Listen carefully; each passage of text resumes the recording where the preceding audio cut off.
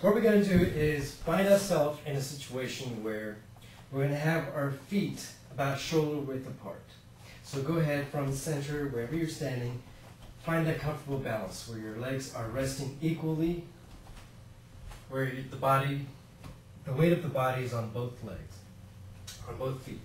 At this point, I want you to be able to shift your weight to one side, keeping your back straight, keeping your posture straight, keeping your shoulders facing the same direction, and then slowly move on to the other side.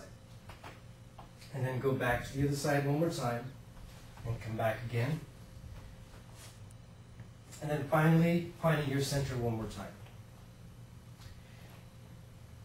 Once you have your center, one thing that helps is, if you take your hands and put them out in front, you will notice that your hands are going to be about the length of your shoulders as far as the distance from the ground. So these are about even from the ground as well. As you shift your weight to the right, they stay about the same. They don't tilt, they stay perpendicular. Parallel to the ground. As you shift your weight onto the other side, they remain parallel as well. And once you have your hands about in front of you, and they're about the same height as your shoulders, imagine you're looking yourself in the mirror. Naturally, when we tilt to the side, so for example in this way, we have a natural tendency that our shoulders tilt. And as we move on to the other side, we have a natural tendency that our shoulders tilt again. And your arms and your hands will be able to represent that. What you want to do is, as you shift your weight from side to side, you want to keep your hands parallel to the ground. So let's go ahead and try that. Very nice. If you notice that there's this plane, as the weight is shifted from side to side, the plane is stayed at the same level. And relax. Once you found your center again, you want to have a natural ability to have a slight bend in your knees.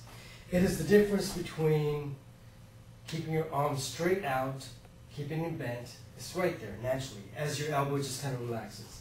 Same thing happens to your knees. If you notice that the knees are not completely straight and they're not completely bent where you're lifting yourself up from the ground, they're in a very nice posture where they're relaxed and still curved.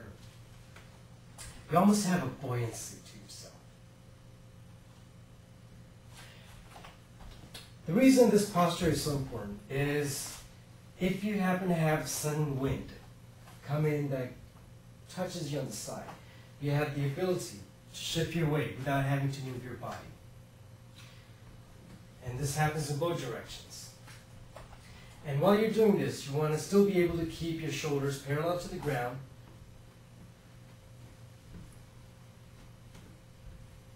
As if you still had your arms. So if you have a mirror in front of you, it's very nice and easy to practice. Now, let's say if the wind was moving instead of side to side, it came from the back. You have the ability to keep your legs unlocked, otherwise you would topple. And if the wind came from the front, you would have the ability to spin.